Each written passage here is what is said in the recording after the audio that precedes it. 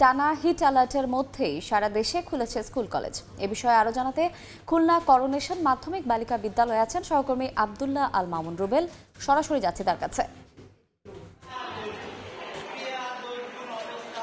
এক মাসেরও বেশি সময় পরে কিন্তু দেশের অন্যান্য স্থানের মতো খুলনাও সব শিক্ষা প্রতিষ্ঠানের শিক্ষা কার্যক্রম শুরু হয়েছে। সকাল থেকে কিন্তু খুলনা বিভিন্ন স্কুলে শিক্ষার্থীরা আসলে আসতে শুরু করেছেন।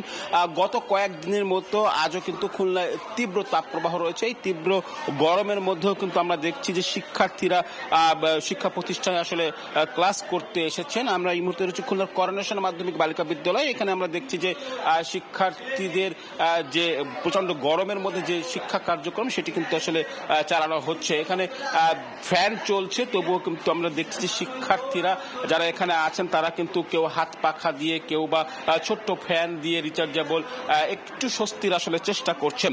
এখানকার শিক্ষা প্রতিষ্ঠানের আছেন তারা আসলে বলছেন যে সিলেবাস সম্পূর্ণ করার জন্য আসলে এটি তাদের প্রয়োজনীয় ছিল। এ কারণে কিন্তু তারা এখানে ক্লাস শুরু করেছেন সরকারের নির্দেশনা মেনে। অন্যদিকে আমরা যদি শিক্ষার্থী এবং অভিভাবকদের কথা বলি, এখানে কিন্তু আমরা মিশ্র প্রতিক্রিয়া দেখেছি।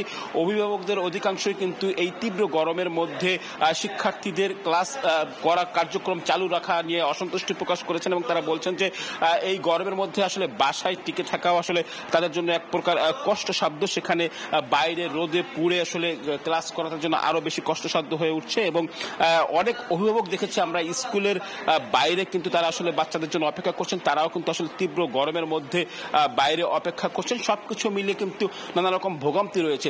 একটু যদি শিক্ষা প্রতিষ্ঠানের শিক্ষার্থীদের উপস্থিতির কথা বলি, আমি যে প্রতিষ্ঠানটি রয়েছে এখানেও কিন্তু আসলে শতভাগ উপস্থিতি আসলে হয়নি। বেশ কিছু শিক্ষার্থী এখানে অনুপস্থিত রয়েছেন এবং যারা আসলে সংশ্লিষ্ট অভিভাবক অনেকের সাথে কথা বলেছি, এই তীব্র গরমে আসলে বাচ্চাদের নিয়ে আসতে আসলে তারা আসলে চাচ্ছেন না। এই কারণে আসলে কিন্তু শিক্ষার্থীদের উপস্থিতি একটু কম। যদিও শিক্ষা প্রতিষ্ঠানের পক্ষ থেকে বলা হচ্ছে যে এই তীব্র গরম থেকে বাঁচানোর জন্য তারা কিন্তু নানা রকম সিদ্ধান্ত নিয়েছেন। এর মধ্যে বিকল্প বিদ্যুতের ব্যবস্থা বা পানির ব্যবস্থা সঙ্গে সঙ্গে এগুলো কিন্তু রাখা হয়েছে। তো সবকিছু মিলে আমার কাছে এই ছিল খুলনা থেকে শিক্ষা প্রতিষ্ঠান খোলা নিয়ে সবশেষ খবর। আমরা সরাসরি ছিলাম খুলনায়।